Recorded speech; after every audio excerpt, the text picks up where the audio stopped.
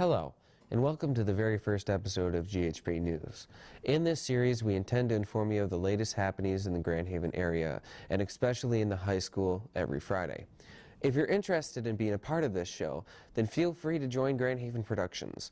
It's not mandatory, but we will be available to meet every day after school until 4 in room 0121, next to the attendance office or the GHTV studio next to the fitness center.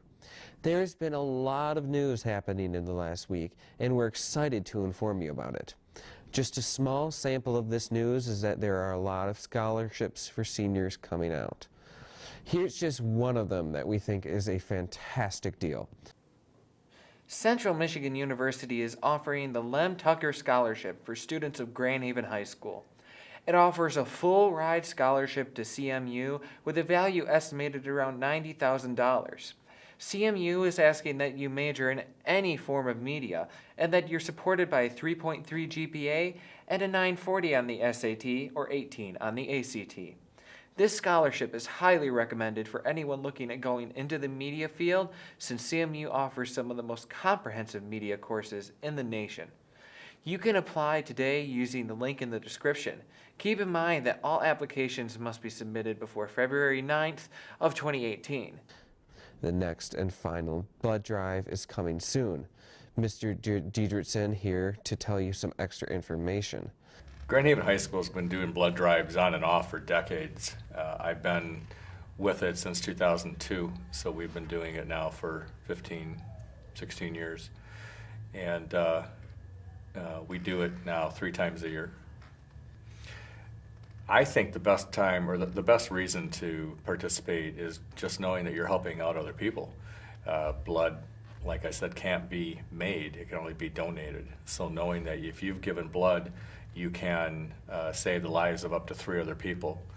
And from a monetary point of view, if you need blood in a hospital, they will charge you for it. They'll put it on the bill. But if you have donated, then those units of blood actually are free to you. Michigan Blood is the organization that collects the blood for us at the blood drives, and they try to make sure that the blood stays local, so basically right along the lakeshore or over towards Lansing. And then if those hospitals in this area don't need it, then they'll look for other places for need, maybe other parts of the states around us, other parts of the country. You really only have to be 16 years old with parent consent, or 17 without parent consent. And as far as your body style, you can't be less than 120 pounds. And so those are really the 2 criteria that we have. When you donate blood, you're donating a pint of your blood. And if you can't really fathom what a pint is, that would be 2 milk containers at lunch. And so when they take that blood out, you still need to have a good volume in your body. So we want you to be very hydrated, taking a lot of water, eating well. We want to have your body have a lot of sugar in with it, just to make sure that you're going to have a good reaction. Our next and final blood drive for this year will be on February 20th, and it'll be all day from 7:45 until the end of the school day. Just that at this last drive, we also will have what's called the Be the Match drive. This is only for our seniors 18 years or older. The Be the Match is putting yourself on the national registry in case someone needs a bone marrow transplant. And with a bone marrow transplant, we're talking about you directly being matched with someone and directly saving their life. Take leukemia, for example. That patient will pass away unless they're able to get new bone marrow. Now, that sounds really bad. I'm going to be donating bone marrow. Oh my gosh, that sounds really, really harsh. But in reality, it's nothing more than donating blood. It just is a longer process. They're simply going to harvest the bone marrow cells that have gone from your bone out into your blood, and they're going to then be able to pick that up and then give that to the patient in need. So it's not like it's a surgical type of donation. The Bill and B. Idema Foundation donated $2 million to the Grand River Greenway campaign. This campaign is meant to run 27 miles of trail from Grand Haven to Kent City Millennium Park. The project is estimated to cost $21 million. We are grateful to the Bill and B. Edema Foundation for their donation and hope to see the trail up and running again very soon. Grandpa Ron Gundy was present for the famous "I Have a Dream" speech by Martin Luther King Jr. He was 17 at the time MLK gave his speech. Now, at 71 years of age, Gundy says that he still feels quite emotional when hearing certain parts of the famous speech given on the steps of the Lincoln Memorial. Gundy is now retired and spends his time reading MLK books to children, as he did this past Monday on MLK Day. Grand Haven High School was able to raise the necessary funds in order to support the chalkboard project. The chalkboard project will take place the 13th and the 14th of February, and the 20th will be a makeup day. The chalkboard project is designed to help students express what has been said about them negatively and positively in one word written on a chalkboard. They would then have a picture taken of them and put into a video. Heads up for local ice cream lovers, Fieldbrook Foods Corp. has issued a recall for orange ice cream bars and chocolate-covered vanilla ice cream bars. These ice cream bars were sold at Meijer, Kroger, and Aldi. 44 sophomore students were present at the Early College Program, or ECP, meeting, giving information to sophomores only. The Early College Program is a program meant to enroll students displaying exceptional performance while in high school into early college. We highly recommend that students and parents check out what the ECP is all about. There have been chemicals found in fish pesticide that affect 38 out of 77 fish under the jurisdiction of the Fisheries Service. These organophosphate chemicals are called chlorpyrifos, diazinon, and melathion. Although diazinon is known to affect 25 instead of 38 fish species, there's not only health dangers in the people eating these fish in the form of a reduction in brain development from children, but there is also a very real effect on the fish as well. It might reduce their ability to grow, swim, and reproduce, and that's just from light exposure in rivers and streams. We ask that our community and GHHS spread the word about this in order to prevent any fish or people from being harmed. The Grand Haven Tribune is starting its 15th annual People's Choice Award on Tuesday. You can nominate someone until January 31st. You will have the ability to nominate your favorite businesses in over 130 categories. The top 10 businesses voted for in each category will then be voted on again from February 12th to the 28th. The winners will be announced on February 30th. A former advertising company is relocating from Grand Rapids to Grand Haven. The company's name is Haven, a creative hub. Its motto is Ideas and Waves. It intends to make Grand Haven a more prosperous and amazing place than it already is. It is currently unknown what their plans are, but we look forward greatly to seeing them in action. Grand Haven High School's Bucking Gears and Fruitport High School's Techno Trojans have each received $2,500 in funding from the state of Michigan. This will further go towards the already huge FIRST robotics industry in Michigan. It's not just Fruitport and Grand Haven that have received money, though. 462 schools all across Michigan have received a total of $2.5 million to be dispensed among them, keeping Michigan at the top. Shortly before 1 p.m. this Monday, firefighters responded to a burning 2002 diesel Ford truck. It was reportedly connected to a warmer for the winter. The homeowner, Bonnie Benz, went to her garage, opened the door, and was greeted to a thick wall of black smoke. She immediately closed the door, got her dog and herself out of the house, and then called 911. Luckily, nobody was hurt, and there was only damage to the garage and light smoke damage to the house. The firefighters were able to stop the blaze from spreading. After 10 minutes and after 20 minutes, they were able to extinguish it completely. A $332,000 bike path was meant to extend from Fruitport Road to Kruger Street in 2016, but was delayed due to land acquisition delays and permit issues.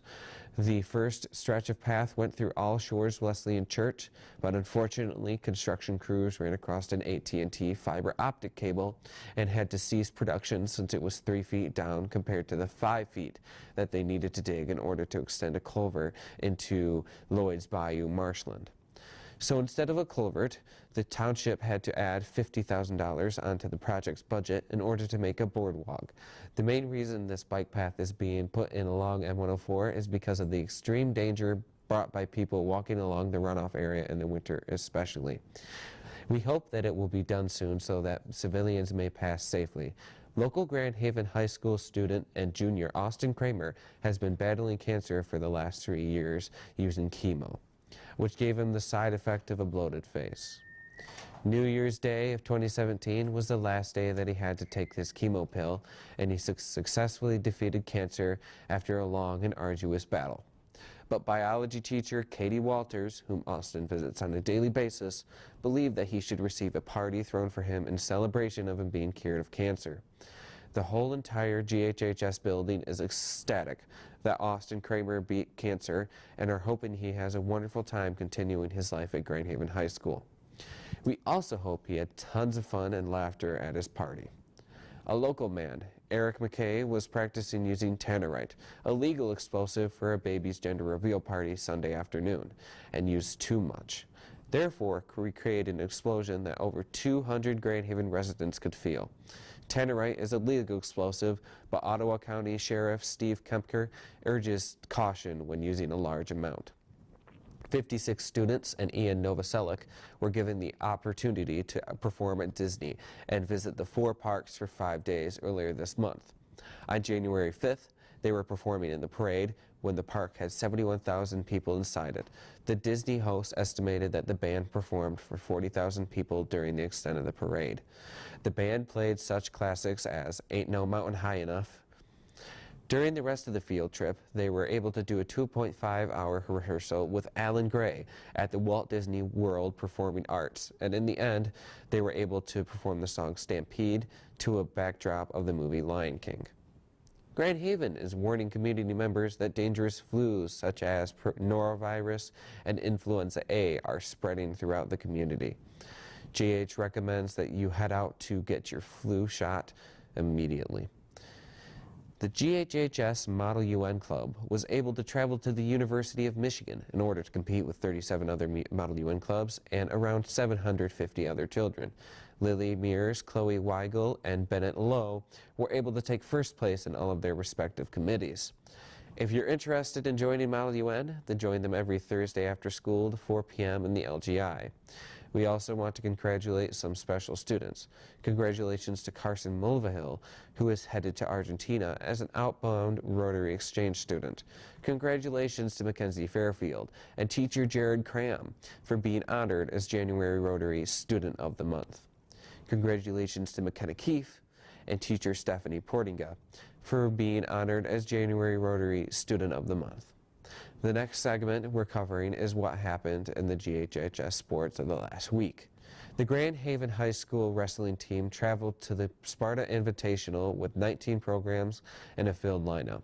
Grand Haven scored 118.5 points, which tied them for 5th.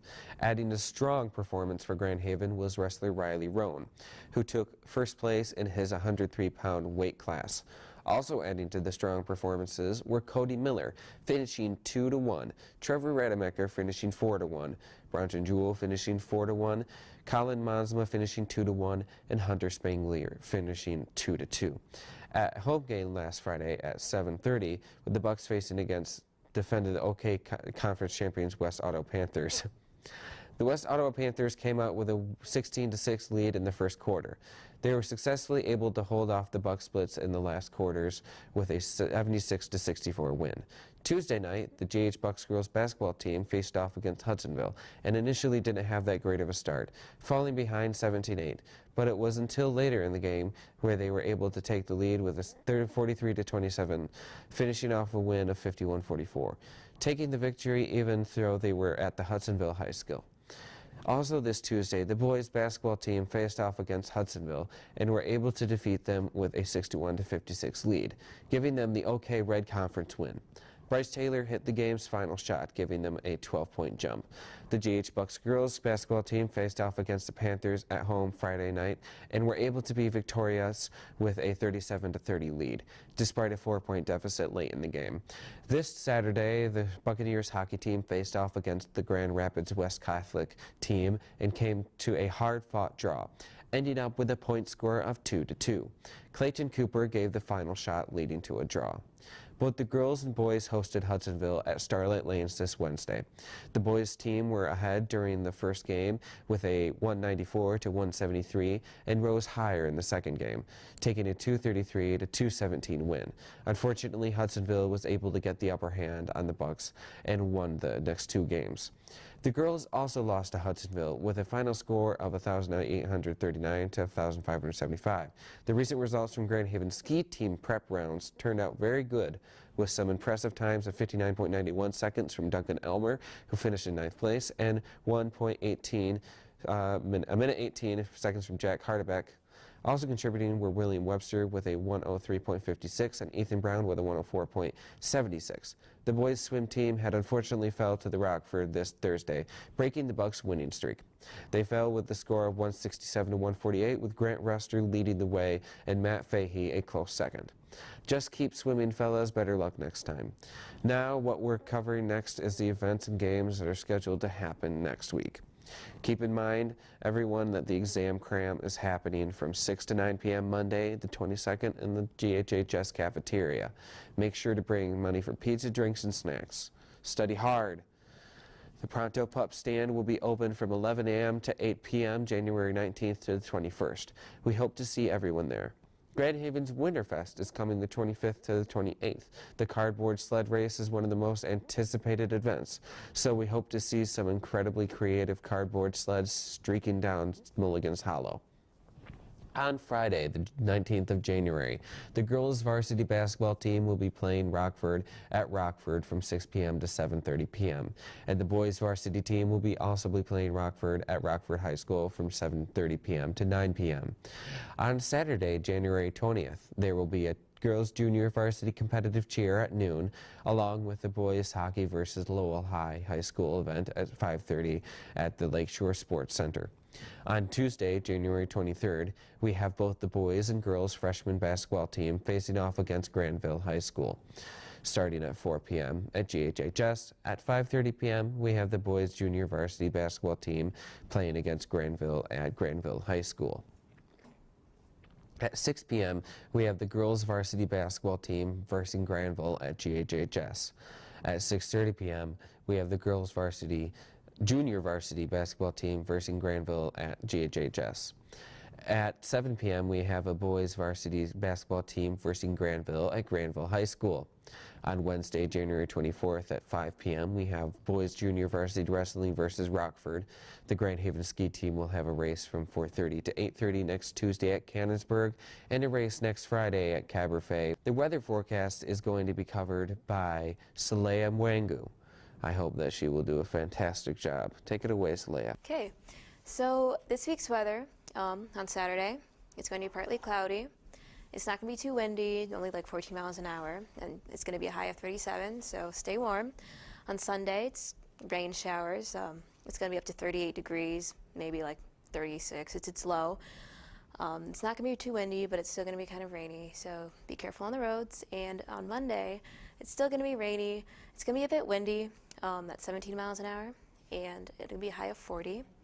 On Tuesday, we're going to have some AM snow showers. The warmest it's going to get is 31 degrees, and the wind is going to be 21 miles an hour, so stay warm. And on Wednesday, it's going to be cloudy. There isn't going to be any rain at all, so that's great. On Thursday, it's going to be partly cloudy, a high of 38 and a low of 33, and it's not going to be too windy. So on Friday, it's going to be cloudy with a high of 40 and a low of 34. It's going to be a bit windy at 18 miles an hour.